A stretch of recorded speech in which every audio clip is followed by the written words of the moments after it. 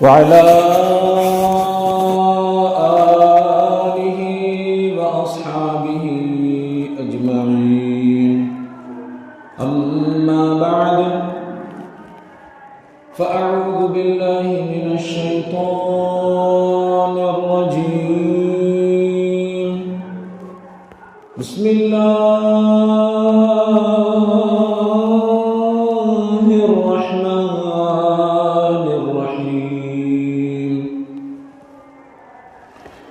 ربنا اغفر لي ولوالدي وللمؤمنين يوم يقوم الحساب صدق الله العظيم.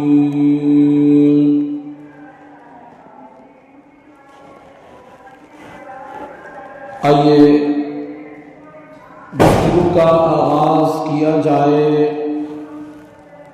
اس سے پیشتر میں اور آپ تمامی حضرات مل کر بارگاہ رسالت مآب صلی اللہ علیہ وسلم میں جس طریقے سے میں درود و سلام کے صیغے پڑھاؤں، آپ بھی ان درود و سلام کے صیغوں کو دہرائیں. پڑھیے الصلاۃ والسلام علیک یا رسول اللہ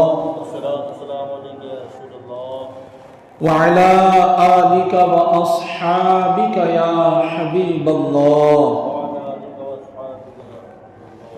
الصلاۃ والسلام علیک یا نبی اللہ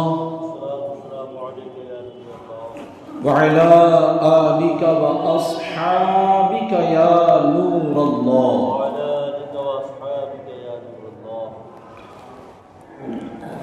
نویت سنت الاعتکاف. پیارے پیارے اسلامی بھائیوں، جب بھی مسجد میں حاضری کی سعادت حاصل ہو، یاد کر کے اعتکاف کی نیت ضرور کر لیا کریں. اس کا فائدہ یہ ہوگا کہ آپ جب تک مسجد میں رہیں گے، اعتکاف کی نیت کی برکت سے آپ کے نامہ اعمال میں 10 نیکیاں مسلسل لکھی جاتی رہیں گی. اور اگر آپ نے نیت کر لی اعتکاف کی، مسجد میں آ گئے، کچھ بھی نہ پڑھیں، آپ ایک کونے میں بیٹھے رہیں، لیٹ جائیں، سو جائیں، کیونکہ اعتکاف کی نیت کرنے کے بعد معتکف کو اجازت ہوتی ہے کہ وہ مسجد میں آرام بھی کر سکتا ہے. حالانکہ مسجد میں آرام سے اپنے آپ کو بچانا چاہیے،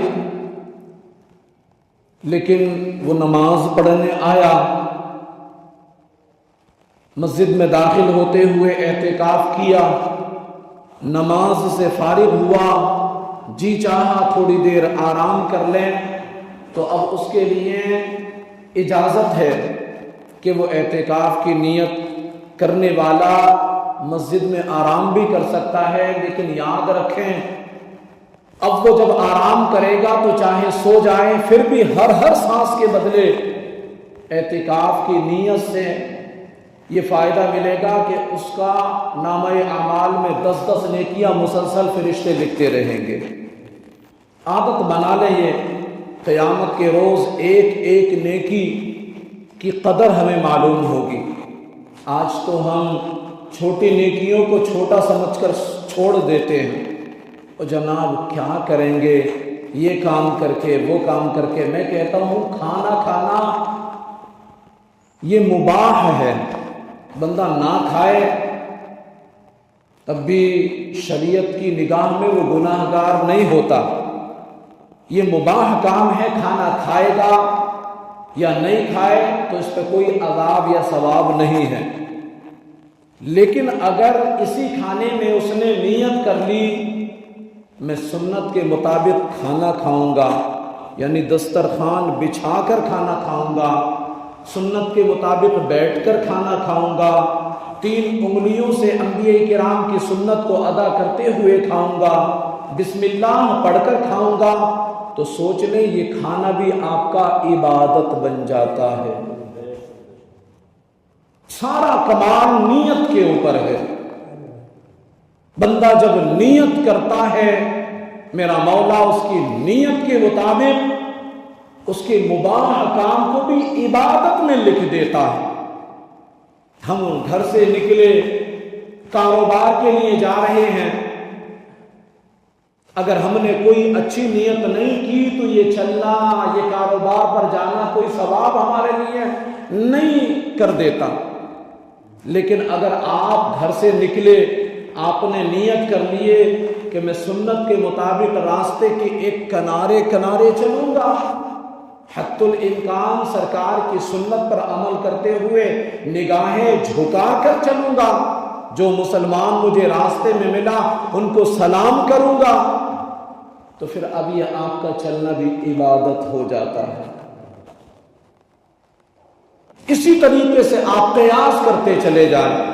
رات جب آپ کی صبح میں آنکھ کھلی، نیت کر لی مجھے آج کے دن 5 نمازیں جماعت کے ساتھ مسجد میں تکبیر اولیٰ کے ساتھ ادا کرنا ہے، مسلمانوں کو سلام کرنا ہے، مسلمانوں کے ساتھ خیر کے ساتھ پیش آنا ہے، تو آپ سوچیں کہ وہ عمل آپ بعد میں کریں گے، نیت پہلے کر لیے تو اس نیت کا ثواب آپ کے نامہ اعمال میں لکھ دیا جاتا ہے۔ اس کی مثال یوں سمجھ لیں، ایک بندہ ہے جب وہ رات کو سونے لگا، بستر پر گیا، اب اس نے نیت کیا کہ میں آج جب سوؤں گا تو میں 100 مرتبہ قل هو اللہ شریف کی تلاوت کروں گا۔ کیا نیت کیا اس نے؟ بستر پر جاؤں گا تو 100 مرتبہ سونے سے پہلے قل هو اللہ احد اللہ الصمد لم یلد ولم یولد ولم یکن له کفوا احد اس سورہ کی تلاوت کروں گا۔ اب وہ بستر پر لیٹا، تلاوت کرنا شروع کیا، تلاوت کرتے کرتے کرتے کرتے کرتے کرتے ابھی اس نے 10-15 مرتبہ ہی پڑھا تھا، نیند کا غلبہ آیا، سو گیا۔ ایسا سویا کہ آنکھ اس کی فجر کے ٹائم کھلی، کیونکہ نیت اس نے کیا تھا 100 مرتبہ پڑھوں گا سونے سے پہلے، 10-15 مرتبہ پڑھ کر سو گیا۔ تو روایتوں میں یوں آتا ہے کہ اس کو 100 مرتبہ قل هو اللہ شریف پڑھنے کا ثواب بھی عطا کیا جائے گا۔ انما الاعمال بالنیات، عمل کا دار و مدار نیتوں پر ہے۔ بندہ جیسے نیت کرتا ہے اللہ پاک اس کی نیت کے مطابق اس کو ثواب عطا فرماتا ہے، اس کے اعمال کو اپنی بارگاہ میں قبول فرماتا ہے۔ اسی کے برعکس ایک دوسرا بندہ ہے، وہ کہتا ہے کہ میں آج رات کو سونے سے پہلے فلاں جگہ جاؤں گا اور وہ فلاں گناہ کروں گا، اور پھر اس نے ایسے ہی کیا۔ تو پیارے اسلامی بھائیو، اس کا الٹ اس کو یوں ہی بدلہ دیا جائے گا۔ قرآن پاک میں فرمایا گیا فَمَن يَعْمَلْ مِثْقَالَ ذَرَّةٍ خَيْرًا يَرَهُ، دنیا کے اندر اگر آپ ذرہ برابر خیر کرو گے، نیکی کرو گے، بھلائی کرو گے، قیامت کے روز اس کا بدلہ تمہیں دیا جائے گا۔ اور فرمایا وَمَن يَعْمَلْ مِثْقَالَ ذَرَّةٍ شَرًّا يَرَهُ، اگر تم نے دنیا کے اندر شر کیا، ذرہ برابر برائی کیے، کسی کا دل دکھایا، کسی کا مال ہڑپا، تو یاد رکھو قیامت کے روز ذرے ذرے کا حساب دینا پڑے گا، بخشش نہیں ہے۔ ایک ایک آنے کا، ایک ایک پائی کا قیامت کے روز حساب چکانا پڑے گا۔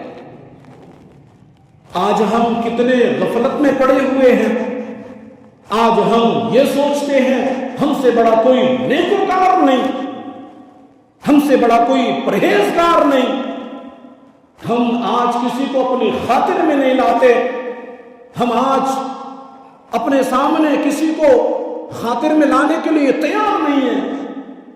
اپنے ذہن سے یہ سارے وسوسوں کو دور نکال دیں۔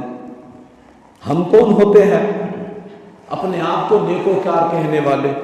بڑے بڑے اللہ والے گزرے ہیں جن کو اللہ پاک نے بڑے بڑے مراتب سے نوازا ہے، بڑے بڑے مراتب سے ان کو اللہ پاک نے سرفراز فرمایا ہے، وہ بھی ایسی عاجزی والی زندگی گزارتے تھے کہ ہمیشہ گڑ گڑاتے رہتے، خوف سے تھر تھر کانپتے رہتے، اللہ کی بارگاہ میں دعائیں کرتے رہتے، مولا بڑا گناہ گار ہوں، بڑا خطا کار ہوں، معاف فرما دے۔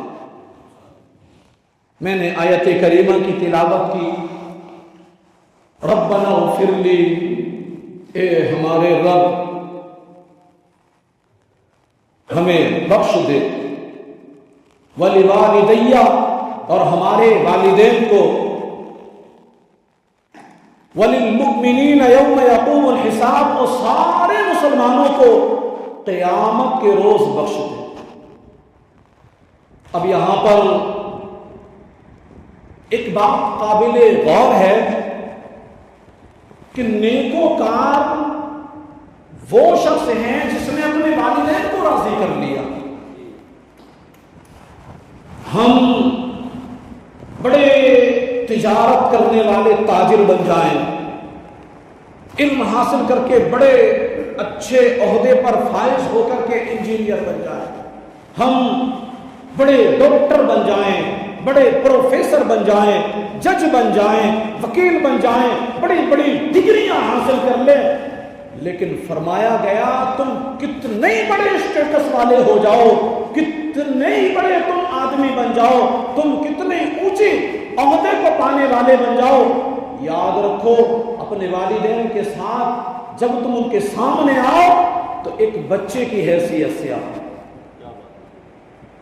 اپنے والدین کو جب تم دیکھو تو عاجزی سے جھک جاؤ، ان کی قدر کرو، ناقدری نہ کرو۔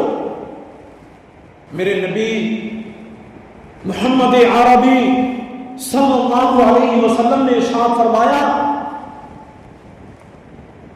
کہ اللہ کی رضا والدین کی رضا میں، فرمایا اللہ کی رضا والدین کی رضا میں ہے، جس نے اپنے والدین کو راضی کر لیا اس نے اپنے رب کو راضی کر لیا۔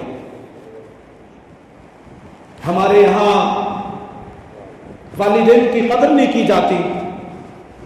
یاد رکھیں آج ہم اپنے والدین کے ساتھ جیسا سلوک کریں گے آنے والے وقت میں ویسا ہی سلوک ہمارے ساتھ بھی ہونے والا ہے۔ میں نہیں کہہ رہا یہ، آپ حدیث اٹھائیں، آپ حدیثوں کی کتابیں اٹھائیں، آپ تاریخیں پڑھیں، آپ تاریخ اسلام کا معائنہ کریں، آپ کو پتہ چلے گا۔ حدیث پاک میں میرے نبی صلی اللہ علیہ وسلم نے ایک جگہ ارشاد فرمایا کما تدین تدان، تم جیسا کرو گے تمہارے ساتھ بھی ویسے ہی ہونے والا ہے، یہ قرض ہے تمہارے اوپر۔ آج اگر تم نے اپنے والدین کے ساتھ حسن کے ساتھ پیش آئے، سلوک اچھا کیا، بھلائی کے ساتھ پیش آئے، واللہ جب تم اس عمر کو پہنچو گے اللہ پاک تمہارے لیے بھی ایسے بندے تیار کر دے گا جو تمہاری قدر کرے۔ آپ سوچتے ہوں گے کہ بے شک والدین کا بڑا مرتبہ ہے، لیکن یہاں پر والدین کا ادب و احترام اور رب کی بارگاہ میں مقبولیت کیا تعلق اس کا؟ میں آپ کو ایک واقعہ بتاؤں جو یہ وہ کہانی ہے جو دلوں کو لرزہ دینے والی کہانی، یہ وہ کہانی ہے جو روحوں کو تڑپا دیتی ہے۔ ایک شخص گزرا، بڑے اللہ والے تھے، وہ نام تھا محمد بن ہارون بلخی رحمۃ اللہ علیہ۔ آپ نام یاد رکھیں، کیا نام تھا؟ بلند آواز سے بولیں، محمد بن ہارون بلخی رحمۃ اللہ تعالی علیہ، زور سے بولیں، محمد بن ہارون بلخی رحمۃ اللہ تعالی علیہ۔ یہ بلخ شہر کے رہنے والے تھے جو یمن میں واقع ہے۔ ان کے ساتھ میں ایک بڑا دردناک واقعہ پیش آیا، اور وہ واقعہ کیا تھا؟ فرماتے ہیں ان کا جو دور ہے اس بات کو روک کر کے میں آگے سے وضاحت کرتا ہوا چلوں کہ ان کا جو دور ہے حضرت مالک بن دینار رحمۃ اللہ تعالی علیہ کے دور سے ملتا جلتا ہے۔ حضرت مالک بن دینار رحمۃ اللہ تعالی علیہ فرماتے ہیں ایک مرتبہ حج کا زمانہ تھا، توجہ ہے نا آپ کی، میں والدین کی قدر بتا رہا ہوں، مختصر وقت ہے، گفتگو مختصر سی کروں گا اور اللہ کرے کہ میری بات اتر جائے دلوں میں، نصیحت ہم لے کر کے جائیں یہاں سے۔ تو حضرت مالک بن دینار رحمۃ اللہ تعالی علیہ فرماتے ہیں حج کا زمانہ تھا، عاشقان رسول حج کے لیے امڑتے ہوئے سیلاب کی طرح مکہ معظمہ کا سفر باندھ رہے تھے، سب جا رہے تھے، میں بھی قافلے میں شامل ہو گیا، حج کے لیے روانہ ہو گیا، اور جب مکہ مکرمہ میں پہنچا میں نے طواف کیا، میں نے سعی کیا اور میں نے تمام ارکان حج کے مکمل کیے، اور اس کے بعد میں سوچنے لگا اس سال ان سب کا حج قبول ہو گیا ہوگا۔ حضرت مالک بن دینار رحمۃ اللہ تعالی علیہ فرماتے ہیں کہ میں سوچنے لگا کہ جتنے بھی یہاں پر یہ حج کی ادائیگی کرنے آئے ہیں، اپنے اپنے شہروں سے آئے ہیں، اپنے اپنے علاقوں سے آئے ہیں، تو کیا سب کا حج قبول ہو گیا ہوگا؟ یہ سوچ رہا تھا، سوچتے سوچتے میں لیٹا ہوا تھا، مجھے نیند آ گئی، یہ کون فرمانا ہے؟ حضرت مالک بن دینار رحمۃ اللہ علیہ فرماتے ہیں جب مجھے نیند آئی تو کسی کہنے والے نے کہا کہ جتنے بھی یہاں پر حج کرنے کے لیے بارگاہ الہی میں حاضر ہوئے ہیں، اللہ پاک نے سب کے حجوں کو قبول کر دیا۔ اللہ پاک نے سارے حاجیوں کے حج کو قبول کر لیا ہے۔ اور پھر ندا آئی کہ ہاں ایک شخص ہے جس کا حج قبول نہیں ہوا، ہاں ایک شخص ہے اللہ پاک نے جس کے حج کو قبول نہیں کیا۔ اور پھر ندا دینے والے نے کہا کہ وہ شخص محمد بن ہارون بلخی ہے جو بلخ شہر کے رہنے والا ہے۔ حضرت مالک بن دینار رحمۃ اللہ تعالی علیہ کہ جیسے ہی آنکھ کھلتی ہے نیند سے بیدار ہوتے ہیں فوراً حیرت زدہ ہو جاتے ہیں، یہ محمد بن دینار محمد بن ہارون بلخی رحمۃ اللہ تعالی علیہ کون ہے؟ اب کیونکہ جو ہے آج بھی یہ پہلے سے دستور چلا رہا ہے کہ ہر ملک کے جو بھی حاجی لوگ حج کرنے جاتے ہیں تو ان کے خیمے اسی حساب سے لگے ہوتے ہیں۔ ہمارے ملک ہندوستان کے جو حاجی حج کرنے جاتے ہیں ان کے خیمے ان کے ایک نشانات ہوتے ہیں، اسی طریقے سے پاکستان کے جو جاتے ہیں ان کے نشانات ہوتے ہیں، مخصوص نشان ہوتے ہیں، اسی طریقے سے آسٹریلیا، جرمن یا جہاں سے بھی دنیا بھر کے حاجی لوگ حج کرنے آتے ہیں ان کے خیموں پر ایک علامت لگی ہوتی ہے جس سے پہچانا جاتا ہے کہ یہ انڈیا کے رہنے والے ہیں، یہ پاکستان کے رہنے والے ہیں، یہ آسٹریلیا کے رہنے والے ہیں، یہ جرمن کے رہنے والے ہیں، یہ فلاں جگہ کے ہیں، یہ فلاں جگہ کے ہیں۔ اب جیسے ہی حضرت مالک بن دینار رحمۃ اللہ تعالی علیہ نیند سے بیدار ہوئے تو آپ نے یمن کے لوگوں کو تلاشنا شروع کر دیا، ڈھونڈتے ڈھونڈتے آپ نے ان خیموں کو تلاش لیا جو یمنی تھے۔ وہاں جا کر کے آپ نے لوگوں سے پوچھا بھائی یہ تو بتاؤ کہ تم میں کوئی محمد بن ہارون بلخی بھی ہیں؟ لوگوں نے جیسے پوچھا سنا تو کہنے لگے ہاں وہ تو بڑے اللہ والے ہیں، بڑے نیک ہیں، بڑے متقی پرہیزگار ہیں، اتنے پرہیزگار ہیں کہ دن کو کبھی ان کا روزہ نہیں چھوٹتا اور راتوں کو پوری رات قیام میں گزار دیتے ہیں، اللہ کی عبادت میں راتوں کو گزار دیتے ہیں، کبھی سجدہ کرتے، کبھی تلاوت قرآن کرتے، روتے گڑ گڑاتے، دعائیں مانگتے، ان کی راتیں گزرتی ہیں، بڑے نیک ہیں، بڑے متقی پرہیزگار ہیں۔ اللہ اکبر۔ اب حضرت مالک بن دینار رحمۃ اللہ تعالی علیہ حیرت زدہ ہوئے، بڑے پریشان ہوئے، میں نے دیکھا کہ ان کا حج قبول نہیں ہوا، کوئی ندا دینے والا ندا دے رہا ہے، لیکن یہاں پر معاملہ الگ ہے کہ لوگ ان کی تعریف میں قصیدے پڑھ رہے ہیں، لوگ ان کی تعریف کرتے تھکتے نہیں۔ اللہ اکبر۔ پھر آپ نے پوچھا ان کا خیمہ کدھر ہے؟ ملاقات کرنا چاہتا ہوں، ملنا چاہتا ہوں ان سے۔ اب آپ توجہ فرمائیں، حضرت مالک بن دینار رحمۃ اللہ تعالی علیہ کے لوگوں نے فرمایا کہ انہوں نے ان خیموں سے الگ وہ جو پہاڑ دکھ رہا ہے اس پہاڑ کے اس طرف خیمہ لگایا ہوا ہے اپنا، اور عبادت میں وہ مگن ہوں گے، مست ہوں گے۔ حضرت مالک بن دینار فرماتے ہیں میں پہاڑ پر چڑھا، اس طرف گیا، جا کر کے دیکھا تو واقعی خیمہ لگا ہوا ہے۔ میں جیسے ہی خیمے کے پاس پہنچا اور میں نے پردے کے باہر سے آواز دیا تو حضرت مالک بن دینار فرماتے ہیں کہ میں نے دیکھا کہ ایک شخص نماز پڑھ رہا ہے، ایک شخص نماز پڑھ رہا ہے۔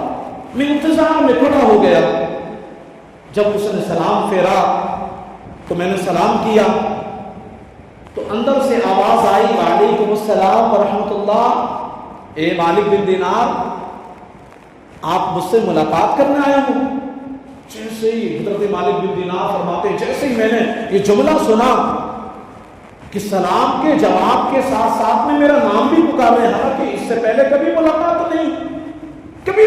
نہیں، میری حیرت میں اور زیادہ اضافہ ہو گیا۔ اللہ یہ کیا معاملہ ہے، اتنی فراست تو نے اس کو عطا فرمائی کہ اس نے میرا نام تک جان لیا۔ اللہ اکبر۔ پھر اس کے بعد میں کہا اندر آ جائیے آپ۔ حضرت مالک بن دینار اندر چلے جاتے ہیں، ملاقات ہوتی ہے، پھر سامنے سے ہی وہ کہنے لگتا ہے، حضرت محمد بن ہارون بلخی رحمۃ اللہ تعالیٰ نے کہتے ہیں سامنے سے کہ تم کو خواب آیا ہوگا۔ کیا فرماتے ہیں؟ تم کو خواب آیا ہوگا اور کسی کہنے والے نے آپ کو بتایا ہوگا کہ محمد بن ہارون بلخی جو بلخ کا رہنے والا اس کا حج قبول نہیں ہوا۔ یہی سب کچھ ہے، تم جاننے کے لیے آئے ہوگے۔ اب تو حضرت مالک بن دینار کی حیرت میں انتہا نہ رہی، حیرت میں اور زیادہ اضافہ ہو گیا، ان کو کیسے پتا کہ مجھے خواب آیا؟ اب فرماتے ہیں کہ مجھے اب جستجو ہونے لگی کہ میں جلدی سے جانوں آخر یہ معاملہ ہے کیا، آخر مجھ کو خواب میں بتایا گیا اور پھر تم کو بھی پتا چل گیا کہ مجھے خواب میں یہ بتایا گیا ہے کہ تمہارا حج قبول نہیں ہوا۔ اللہ اکبر۔ حضرت مالک بن دینار فرماتے ہیں کہ میں نے پوچھا ذرا بتاؤ آپ وجہ کیا ہے؟ تو حضرت ہارون بلخی رحمۃ اللہ تعالی علیہ فرماتے ہیں نہ پوچھو، آپ رہنے دو۔ وہ کہتے ہیں نہیں میں پوچھ کر کے رہوں گا، آپ مجھے بتائیں۔ محمد بن ہارون بلخی رحمۃ اللہ تعالی علیہ پھر کہنے لگے آپ ناراض ہوگے، بہت زیادہ خفا ہو جاؤ گے آپ مجھ سے، اگر آپ جانو گے میری حقیقت کو، میری کہانی کو جانو گے تو آپ مجھ سے ناراض ہو جاؤ گے، آپ مجھ سے خفا ہو جاؤ گے اور مجھ سے خفا ہو کر یہاں سے چلے جاؤ گے۔ حضرت مالک بن دینار فرماتے نہیں ہوں گا خفا، میں ناراض نہیں ہوں گا آپ سے، مجھے بتاؤ، آپ اپنی کہانی بتاؤ، وجہ کیا ہے کہ تمہارا حج قبول نہیں ہوا، مجھے یہ بتایا گیا۔ تو پھر انہوں نے کہا تو سنو، اصل میں بات یہ ہے کہ میں 40 سال سے مسلسل حج کر رہا ہوں، 24 سال سے، غالباً 24 سال سے، یہ روایت میں ہے کہ 24 سال سے میں متبادل حج کر رہا ہوں، ایک بھی سال میں نے حج کرنے سے ناغہ نہیں کیا، اور 24 سال سے متبادل کوئی اللہ والے کے خواب میں بتا دیا جاتا ہے کہ اس سال سب حاجیوں کا حج قبول ہو گیا، لیکن بلخ کا رہنے والا محمد بن ہارون بلخی ہے اس کا حج قبول نہیں ہوا۔ وہ میرے پاس آتا ہے اور پھر آنے کے بعد میں مجھ سے پوچھتا ہے۔ حضرت مالک بن دینار کہتے ہیں تم اپنی کہانی بتاؤ، تمہاری کہانی کیا ہے، تمہارا حج قبول نہ ہونے کی وجہ کیا ہے؟ تو سنو، محمد بن ہارون بلخی رحمۃ اللہ تعالی علیہ کہتے ہیں کہ اصل میں بات یہ ہے کہ میں جب جوان تھا اللہ پاک نے مجھے بڑا مال عطا فرمایا تھا، میں بڑا مالدار تھا، اپنے شہر میں سب سے بڑا امیروں میں لکھا جاتا تھا، بڑا امیر و کبیر تھا، اللہ نے مجھے ہر نعمت سے سرفراز فرمایا تھا، گاڑی میرے پاس تھی، بنگلہ میرے پاس تھا، سب کچھ اللہ پاک نے مجھے عطا فرمایا تھا، لیکن یہ مال و دولت ملنے کی وجہ سے میں عیاش ہو گیا تھا، میرا کا نافرمان ہو گیا تھا، میں نے نافرمانیوں پر کمر باندھ لی تھی۔ رمضان کا مہینہ تھا، آج بھی یہ ہوتا ہے، آج لوگ جو ہے جو مالدار ہو جاتے ہیں تو وہ یہ سمجھتے ہیں کہ میں تو ہوشیار ہوں، میری ہوشیاری کی وجہ سے مال آیا، اور جناب تمہاری یہ سوچ غلط ہے۔ غلط ہے یہ سوچ، بدل دو اس سوچ کو۔ اللہ جب جو ہے مال دیتا ہے تو بہت دیتا ہے، جب مال دیتا ہے میرا مولا تو بہت دیتا ہے، ہمیں اپنی سوچ کو بدلنا ہوگا۔ تو فرماتے ہیں کہ مجھے اللہ نے مال دیا تھا تو میں رب کی نافرمانیاں کرنے لگ گیا، رب کی نافرمانیوں کا کمر باندھ لی میں نے۔ ایک مرتبہ رمضان کا مہینہ تھا اور رمضان کے مہینے میں میں شراب پی کر گھر میں آیا، روزے کا وقت ہو چلا تھا، والدہ تندور میں روٹیاں سیک رہی تھی۔ میں نے اپنی والدہ سے آ کر کے کہا روٹی لاؤ، بھوک لگی ہے۔ تو والدہ نے کہا جا شرم کر جا، تجھے شرم نہیں آتی؟ رمضان کا مہینہ ہے، روزے کا وقت ہو گیا ہے، تیرا روزہ نہیں تو کم از کم گھر والوں کے لیے تو رحم کر، ان پر تو شرم کر کہ نہ تو کچھ کرتا ہے اور پھر گھر والوں کو آ کر کے پریشان کرتا ہے اوپر سے۔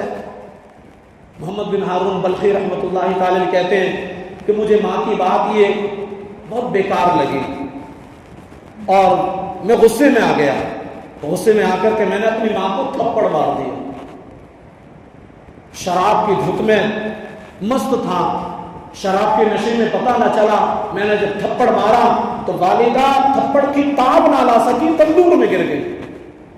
اور جیسے یہ شور و غل ہوا تو لوگوں نے پھر مجھے پکڑ کر کے کمرے میں بند کر دیا، اور پھر میں شراب کی دھت میں ضرور تھا لیکن شور و غل پوری رات سنتا رہا۔ جب میں سویرے کو اٹھا، نشہ اتر چکا تھا، ہوش میں آ چکا تھا، دروازہ کھولا۔ جب دروازہ کھولا میں باہر آیا تو دیکھا کہ میری بیوی اپنے کپڑوں کو سمیٹ رہی ہے اور سمیٹ کر کے اپنی اٹیچی میں رکھ رہی ہے۔ میں نے کہا کہ کیا ماجرا ہے، کہاں جانے کا ارادہ؟ کہا کہ جو اپنی ماں کا نہ ہو سکا، میری بیوی نے جواب دیا جو اپنی ماں کا نہ ہو سکا وہ میرا کیا ہوگا، اس لیے میں نہیں رہتی تمہارے گھر میں، جا رہی ہوں اپنے ماں کے گھر پر۔ اللہ اکبر۔ کہا میری ماں کے ساتھ میں کیا ہوا؟ کہا تم کو پتہ نہیں، تم نے تھپڑ مارا، تندور میں گری اور پھر وہ قتل ہو گئی، تمہارے ہاتھ سے قتل ہو گئی۔ کہا کہ پھر مجھے کیوں نہیں بتایا؟ کہا کہ لوگوں سے تمہاری ماں نے یہ جو ہے کہا تھا، یہ وعدہ لیا تھا کہ میرے بیٹے کو میرا چہرہ نہ دیکھنے دینا، میں اس کو اپنا چہرہ بھی نہیں دکھانا چاہتی، میرے مرے ہوئے میت کا چہرہ بھی میرے بیٹے کو نہ دکھانا۔ لہٰذا جب اس کا انتقال ہو گیا تو رات ہی کو اس کو غسل دیا اور کفنایا اور رات ہی کو دفنا دیا گیا، لہٰذا تم کو اس کا چہرہ وصیت کے مطابق نہیں دکھایا گیا۔ حضرت محمد بن ہارون بلخی کہتے ہیں کہ جیسے ہی میں نے یہ سنا چیخ مار مار کر کے رونے لگا، اللہ سے مغفرت طلب کرنے لگا۔ میں نے پکی توبہ کر لی اپنے رب کی بارگاہ میں نے سچی توبہ کی، آج کے بعد میں کوئی گناہ نہیں کروں۔ اور پھر میں نے کلہاڑی لی، جس ہاتھ سے اپنی ماں کو تماچا مارا تھا، تھپڑ مارا تھا، وہ ہاتھ میں نے کلہاڑی سے کاٹ دیا، وہ ہاتھ میں نے اسی وقت کلہاڑی سے کاٹ دیا۔ پھر اپنی ساری جائیداد رب کی بارگاہ میں صدقہ کر دی، ساری جائیداد کو صدقہ کر دیا، اپنے مکان کو بھی صدقہ کر دیا، اور میں پھر اس کے بعد رب کی بارگاہ میں گڑ گڑانے لگا، رونے لگا۔ اور 24 سال ہو گئے مجھے، دن کو روزہ رکھتا ہوں، رات کو اللہ کی عبادت کرتا ہوں، حج کا موسم آتا ہے تو 24 سال سے متواتر حج کر رہا ہوں، لیکن کوئی اللہ کا بندہ آتا ہے اور آ کر کے یہ کہہ کر کے چلا جاتا ہے کہ تمہارا حج قبول نہیں ہوا، چلے جاؤ۔ محمد بن حضرت مالک بن دینار رحمۃ اللہ تعالی علیہ نے جیسے ہی یہ سنا تو جلال میں آئے، انہوں نے بھی تھپڑ مارا اور کہا کہ بدبخت، جو اپنے ماں کا قاتل ہو، جس نے اپنی ماں پر رحم نہ کیا، اس پر رب رحم کرے۔ یہ کہہ کر کے وہ بھی اٹھ کر کے چلے گئے، اور روتے رہے، گڑ گڑاتے رہے، کہتے رہے اے اللہ کے بندے، اے مالک بن دینار میرے لیے مغفرت کی دعا فرما دے کہ میرا مولا مجھے معاف کر دے، میرا مولا میری بخشش فرما دے۔ حضرت مالک بن دینار کہتے ہیں کہ میں اپنے خیمے میں گیا، بڑا سوچ و بچار میں تھا، اور اسی سوچ و بچار میں مجھے نیند لگ گئی۔ خواب میں مجھے بتایا کہ مالک بن دینار तुम हमारे बंदे को निराश करके आ गए, नाउम्मीद करके आ गए, हमने उसकी तौबा को कबूल कर लिया, जाओ और जाकर के कहो कि तुम्हारी दुआ कबूल हो गई, अब तुम्हारा भी हज कबूल हो गया।